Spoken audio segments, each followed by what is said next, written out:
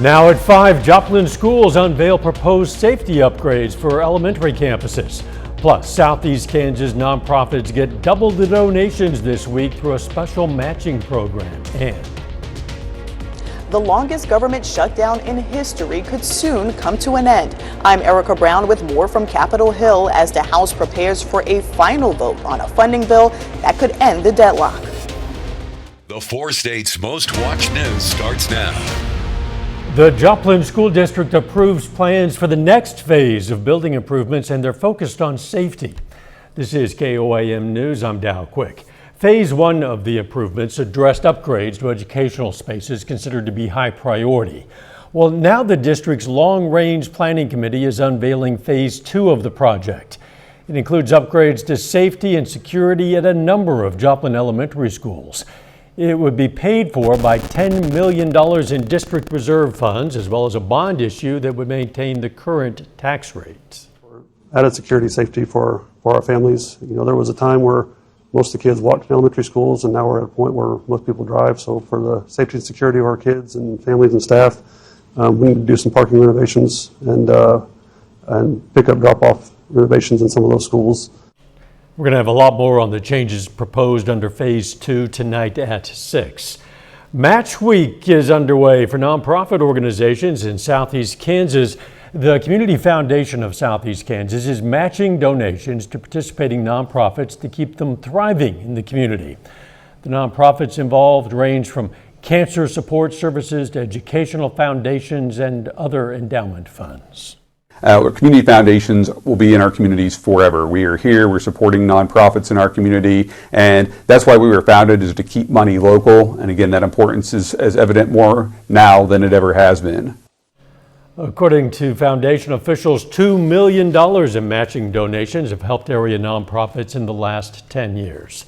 MSSU discussed the business of art today as the school held the Nanette Philibert Business of Art Symposium. An event brought together artists, entrepreneurs, and business leaders to share insight into the business side of creative careers.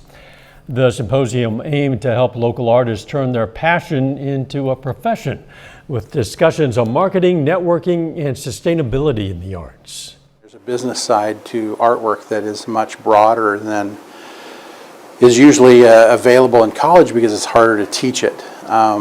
So there's usually kind of a gap between college and then real application of your knowledge to selling the artwork that you produce. Kidwell hopes to inspire young artists to see their talent as both a passion and a viable career. Let's check in now with meteorologist Lindsay Gaffney for a first look at the weather. Temperatures have been warming up this week. We're about 10 degrees warmer this time today than this time yesterday, and that's going to continue to warm up through the rest of the week. Now, currently, we're in the upper 60s out in Joplin, about 69 degrees. Now, feels pretty calm outside, not seeing a lot of strong wind gusts and clear skies through the evening. We will see a few more clouds approaching, but not until early Thursday morning. So until then, temperatures are just going to drop back down to about average, mid-40s, mild, increasing clouds though later in the night. Luckily for us, it's going to hold off so you're able to see the aurora lights. Now, we had a pretty strong storm last night. We'll see it again tonight. Best viewing for that would be about 8 to midnight, but we can go over to Dow for more details. We'll have those a little bit later. Thanks, Lindsay. The longest government shutdown in U.S. history could come to an end tonight as the House gets ready to approve a funding package and send it to President Trump for his signature. Erica Brown has the latest from Capitol Hill.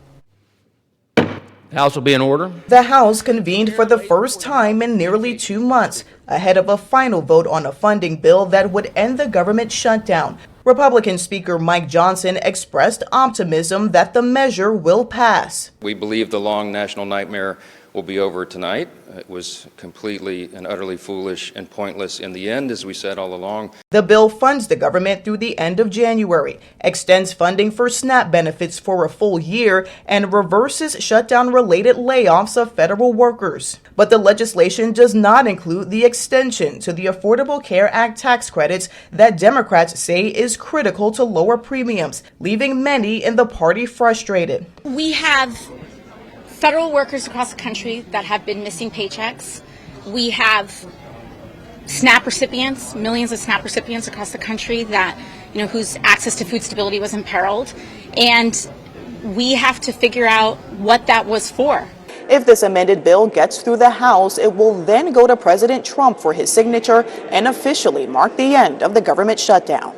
Our troops, air traffic controllers, and federal employees will be back to receiving their regular paychecks. Families in need will get back to receiving their food purchasing assistance. Transportation Secretary Sean Duffy warned air travel may still feel some of the impact of the shutdown even after the government reopens. It depends on controllers coming back to work. Travelers continue to face uncertainty with hundreds of flight cancellations reported midday Wednesday. Erica Brown, CBS News, Capitol Hill. House Minority Leader Hakeem Jeffries filed a discharge petition today to extend the expiring Affordable Care Tax Act credits for 3 years. The petition, which would circumvent House GOP leadership, requires at least 218 signatures from House members to force a floor vote on the issue, so it would need a few Republicans at least to sign on to trigger floor action. Coming up, what you should know about a new scam. More than half of Americans are now using Tap to Pay. It's effortless, but the Better Business Bureau is warning about a new scam called ghost tapping. I'm Evan Moon with how to protect your digital wallet this holiday shopping season. And diabetes patients learn healthier shopping habits during special supermarket tours. That's next in Health Watch. Topping today's Health Watch, the grocery store can be an overwhelming place when you're trying to watch what you're eating. The experience can be even more stressful for people with medical conditions like type 2 diabetes. Jared Hill introduces us to a program that's teaming up dietitians with patients to help them make healthier choices. At this ShopRite in New Milford, New Jersey, we have lots of produce in this department. These shoppers are actually a group of patients with diabetes and prediabetes from Hackensack University Medical Center, learning how to make healthier choices. Carbs and vegetables, they don't really affect your blood sugar. Aisle by aisle, registered dietitian Lynette Hemley with Insera Supermarkets is arming them with information. Managing diabetes requires so many different aspects. Food, medication, wellness, but I'm focusing on food today, what they can eat to manage their blood sugar. Like very ripe bananas tend to be higher in sugar. You could have that later on in the day, not first thing in the morning when your blood sugar could either be very high or very low. I like beets. She mentioned that it was high in sugar content, which I really didn't know that. And why to choose whole grain over white. You get more fiber, more protein. In this aisle, if you're having some cereal, be careful with your portions. Everyone grabs their favorite breakfast item. What's the sugar in that, the added sugar? 12 grams. 12 grams. So 12 grams, so that's like 3 teaspoons of sugar. I didn't even know there was proteins in cereal. Right. Kevin Turner, who is pre-diabetic, is here with his daughter. With this introduction of the food choices in the supermarket, kind of helps me narrow down and make better choices. This really helped me a lot. It's been more than a year since Andrea Gillespie was diagnosed with prediabetes. It was like a punch to the stomach, like I need to make some changes. So that's what she's doing now. Look at the labels, sodium intake, your sugar intake, your carb intake. Lessons these shoppers can all take on their next shopping trip. Jared Hill, CBS News. According to the CDC, about 98 million American adults have prediabetes, and many are unaware they have that condition. Sleep disorders can raise the risk of high blood pressure in postmenopausal women. A study in the journal Menopause showed postmenopausal women who had trouble sleeping or experienced sleep apnea had a higher chance of hypertension, which is a risk factor for cardiovascular disease. And having greater access to maternity care leads to fewer infant deaths. A study published in JAMA found in communities with low access to maternity care, infant mortality was 14% higher than in communities where mothers had easy access to nearby hospitals and obstetricians. The difference in mortality was only seen among white infants, which suggests other disparities impact people of color. And that is a look at today's health news. A little bit later, our Pet Bed On Call. Hi, I'm Dr. Eva Dudek from Parsons Pet Hospital. Coming up, we're going to talk about fattening your dog up for the winter. And we're warming up for the rest of the week. I'll have those details coming up. was a warm day today. Temperatures reached near 70. We can go ahead and take a look at our current temperatures out there. Joplin is right at 70. Neosho 69 degrees.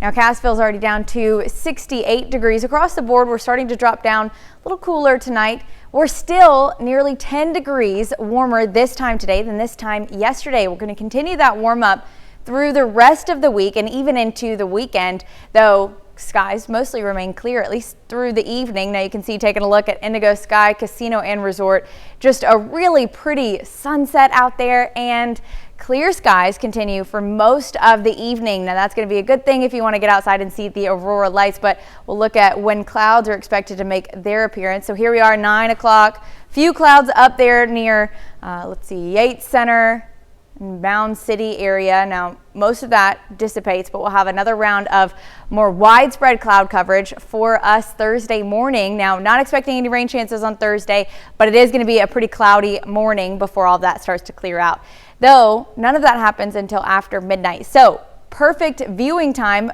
8 p.m. to 1 a.m. that we're going to be able to potentially see the northern lights again tonight. Now we did get a strong storm last night, geometric storm, so we're going to see another one of those this evening. Get a chance to get outside again after 8 p.m. tonight till about midnight, then those clouds start to roll in.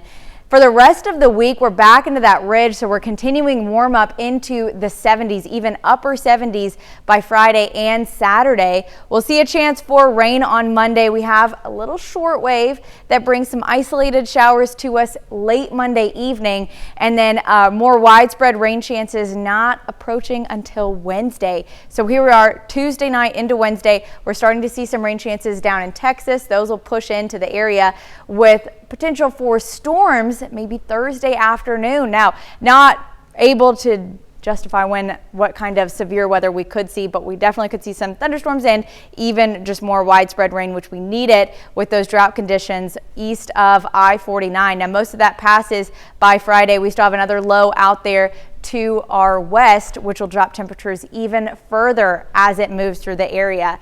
We do have a pretty windy day Friday and Saturday as those temperatures warm up ahead of a dry cold front that'll be moving through Saturday night into Sunday. Well, temperatures will drop nearly 10 degrees, but we're still going to be pretty warm, upper 60s.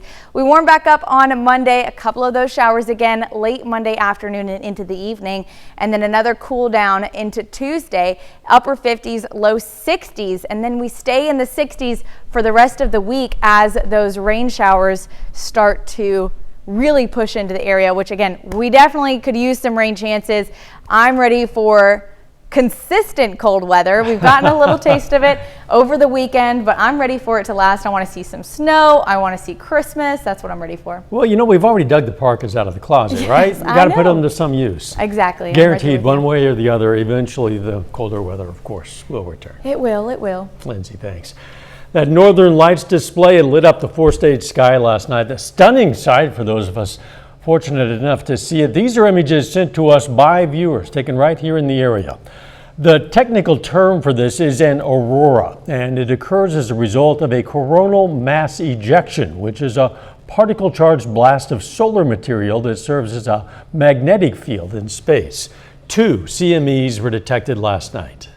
Forecasting geomagnetic storm activity for some time now, since last week, due to a very active location region on the sun in the form of sunspots that's been very complex and has been the source of these CMEs that have been flinging out into space. Now, if you missed last night's display, you can try again this evening. NOAA says a third CME has reached us, but it's slightly weaker, so open that camera exposure. NOAA will continue to provide updates on its website, including another possible CME event tomorrow. Coming up, scammers use ghost tapping to steal from your tap-to-pay cards in crowds.